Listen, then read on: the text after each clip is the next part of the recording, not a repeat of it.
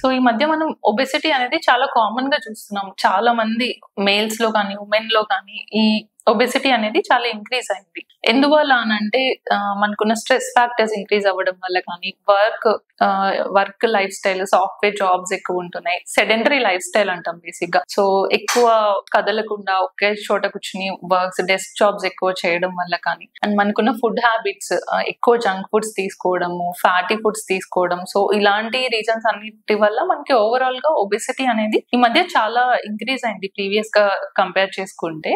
So ఈ obesity ఉన్నప్పుడు మనం ఎస్పెషల్లీ ప్రెగ్నెన్సీ ప్లాన్ చేసినప్పుడు ఏంటంటే మనకి ఇన్ఫర్టిలిటీ ఇష్యూస్ అనేవి ఎక్కువగా చూస్తుంటాం అనమాట.